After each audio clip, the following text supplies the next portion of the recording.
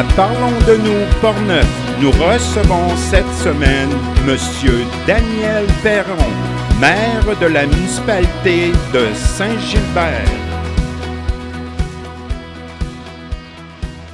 Bonjour, je me présente, je suis Daniel Perron, le maire de Saint-Gilbert, et je vais vous parler de notre municipalité. Considérez ça comme un tour d'horizon de plusieurs aspects de la situation actuelle de Saint-Gilbert. J'espère vous faire apprendre Saint-Gilbert, non pas du point de vue d'un citoyen, mais plutôt du point de vue municipal. Bien que les deux points se ressemblent sur plusieurs sujets, il reste que le côté municipal est un point de vue qui n'est malheureusement presque jamais exposé dans son ensemble, de façon à regrouper tous ces points d'information publics par une municipalité. Si vous cherchez un nouvel endroit pour vous établir, que ce soit comme résident ou comme compagnie, ou si vous êtes simplement curieux, je crois que vous trouverez ce tour d'horizon intéressant. Physiquement, la municipalité de Saint-Gilbert est une paroisse de 37,62 km² en superficie terrestre et de 37,76 km² en superficie totale. Cette différence de superficie pour une municipalité s'explique par le fait que tout ce qui est dans l'eau est compté comme dans un chiffre, mais non dans l'autre. Un lac ou une limite territoriale qui finit au milieu de la rivière Sainte-Anne en sont des bons exemples. Pour les limites administratives, Saint-Gilbert est situé dans la MRC de Portneuf, qui est elle-même située dans la grande région de la capitale nationale. Ceci dit, Saint-Gilbert a l'avantage d'être situé à mi-chemin entre Québec et Trois-Rivières, ce qui permet à nos citoyens et à nos entreprises d'avoir facilement accès à deux des trois marchés principaux du Québec. Historiquement, Saint-Gilbert fut fondé le 27 avril 1893, ce qui nous donne, en 2022, 129 ans d'histoire et est fier d'être une municipalité qui n'a jamais changé le statut de sa constitution d'origine depuis sa fondation. Qu'est-ce que ça veut dire concrètement? Ça signifie que notre municipalité a tenu à conserver sa désignation d'origine de paroisse et, politiquement, a aussi tenu à demeurer régie par les avantages que procure le Code municipal du Québec qui existe, lui, depuis 1871. Quelques explications sont ici de mise. Il faut savoir que l'autre option aurait été de devenir régie par la loi des cités et villes, qui, elle, existe depuis 1903. Cependant, celle-ci est dans son ensemble moins flexible et plus contraignante que le Code municipal du Québec. Et en ce qui concerne le titre de paroisse, il est assez connu qu'une municipalité peut demander à changer son titre officiel. Il y a 6 titres officiels possibles: ville, municipalité, village, paroisse, canton et canton uni. Ce qui est beaucoup moins connu comme conséquence d'un changement est le fait que, ce faisant, une municipalité avec un nouveau titre sera considérée comme une nouvelle municipalité dans presque tous les documents officiels, et son année de fondation deviendra par conséquent changée par l'année de son changement de titre. Saint-Gilbert a donc tenu à garder son année de fondation d'origine. Économiquement, notre économie est principalement agricole et forestière. Notre développement résidentiel est en constante croissance et notre indice de vitalité économique, ou IVE, est spécialement mentionné dans le dernier rapport du ministère des Affaires municipales et de l'Habitation, le MAMACH, comme étant une des municipalités ayant eu la plus grande croissance de son IVE de 2008 à 2018 de toute la grande région de la capitale nationale. Le rapport du MAMACH a raison. Mais ce que le rapport du MAMACH ne dit pas est le fait qu'en 2006, 2 ans plus tôt que le début de la période considérée dans le rapport, nous étions encore classés parmi les derniers dans le 5e quintile du classement d'IVE. Par contraste, au dernier classement de 2018, nous sommes rendus dans le 2e quintile du classement. C'est un long chemin et beaucoup d'années pour en arriver là. De plus, il faut comprendre qu'une municipalité n'a qu'une influence assez limitée pour influencer cet indice. Cela est dû au fait que cet indice prend en considération majoritairement 3 facteurs. Le premier facteur, le revenu médian des citoyens de 18 ans et plus. Vous pouvez deviner qu'une municipalité ne peut pas s'obliger un employeur à payer un de nos citoyens pour augmenter cet indice. Deuxième facteur, le taux de travailleurs parmi les citoyens de 25 à 64 ans. Encore une fois, vous pouvez deviner qu'il n'est pas possible pour une municipalité d'obliger quelqu'un à travailler. Le maximum qui puisse être fait sur ce point est d'essayer de créer plus d'ouverture d'emploi. Bref, d'encourager, de faciliter l'établissement de commerces, d'industrie ou même le débarrage d'entreprises comme travailleurs indépendants. Et le troisième facteur est le taux d'accroissement annuel moyen de la population sur 5 ans.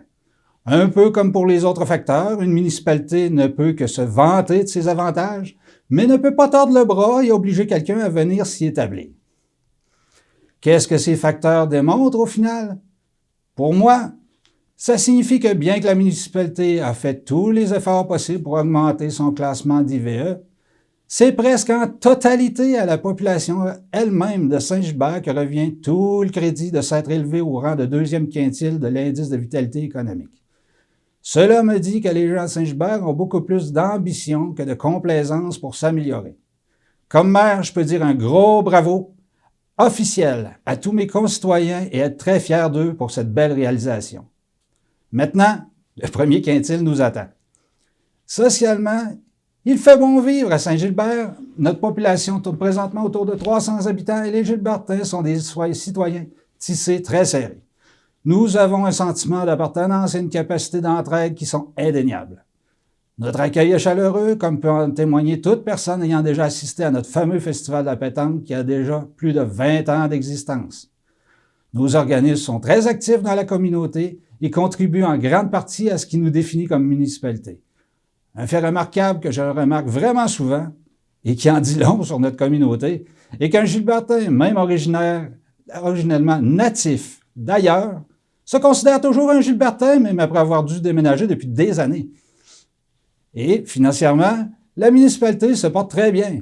Et historiquement, le Conseil de Saint-Gilbert était toujours très fier de son classement parmi les municipalités les mieux gérées publiées par le HEC Montréal. Malheureusement, ce classement du HEC Montréal n'existe plus, dû à un changement de la loi provinciale sur la façon de rendre les comptes pour les municipalités. Mais lors de sa dernière édition, en 2016, Saint-Gilbert s'était classé premier pour toute la région de la capitale nationale. C'est quand même pas rien. Notre taux global de taxes se situe dans la moyenne pour une municipalité de cette taille de population et même de toute la MRC de Portneuf. Bien que plusieurs pourraient considérer ça comme un désavantage d'être seulement dans la moyenne, il est requis dans ce cas-ci d'y regarder à deux fois. Premièrement, nous avons l'avantage d'avoir plus de territoire que la moyenne pour notre grandeur de population. Mais cela a un coût. Ce surplus de territoire implique obligatoirement plus d'entretien d'infrastructures, comme par exemple plus de routes et des tuyaux d'aqueduc à entretenir. Deuxièmement, les élus de Saint-Gilbert ont compris depuis longtemps que, même en ne gaspillant pas d'argent sur des projets de luxe, une municipalité qui ne charge pas une taxe suffisante aura à faire plus d'emprunts et à payer plus d'intérêts. Ce qui obligera une municipalité à augmenter encore plus ses taxes plus tard pour rembourser le total qui est dû. Ce taux moyen, au final, fait sauver de l'argent aux contribuables de Saint-Gilbert en frais d'intérêt qui n'ont pas à être payés et le classement du HEC Montréal prenait indirectement ce facteur en ligne de compte dans son classement. Je peux même donner quelques statistiques supplémentaires pour appuyer tout ce que je viens de dire. Nous avons le 6e plus bas taux d'endettement total net à long terme par 100 $ de richesse foncière uniformisée, ou RFU, sur les 18 municipalités de la MRC de Portneuf, selon les derniers chiffres connus de 2020 du ministère des Affaires municipales et de l'Habitation, le fameux MAMH, ce qui nous place collés sur le peloton de tête. Et plusieurs des mesures du budget de cette année vont contribuer à encore améliorer ce score dans l'avenir. Notez que si l'on considère que les municipalités ayant une limite territoriale commune avec Saint-Gilbert, nous sommes présentement en 2e position sur 6 municipalités. On peut encore une fois être fier de nos accomplissements. Saint-Gilbert possède aussi une corporation de développement économique indépendante de la municipalité. La Corporation de développement économique de Saint-Gilbert, ou plus communément appelée CDESG, a pour objectif, entre autres, de faciliter l'achat et la construction de terrains et d'accueillir les nouveaux arrivants. Plusieurs nouveaux Gilbertins ont déjà profité de leurs services. La corporation fournit même un dossier rempli d'informations aux nouveaux arrivants pour leur faciliter la vie. Il est aussi impossible de passer sous silence que nous avons été des pionniers du chauffage de la biomasse au Québec. Nous sauvons maintenant environ 40 % de ce que ça nous coûterait si nous serions uniquement au chauffage à l'huile. C'est un succès suffisant pour que plusieurs municipalités, plusieurs universités et plein d'autres personnes concernées se servent de nous comme référence. Comme vous pouvez le constater, Saint-Gilbert est une municipalité active et accueillante où il fait bon vivre et où les taxes sont bien administrées et bien gérées. Parmi tous les critères qu'une personne ou une compagnie recherche pour s'établir à quelque part, le taux de taxe et l'assurance qu'il n'augmentera pas exagérément plus tard devraient toujours en faire partie. Au-delà de ça, mon but aujourd'hui est encore plus modeste. J'espère simplement vous avoir permis de connaître Saint-Gilbert un peu mieux.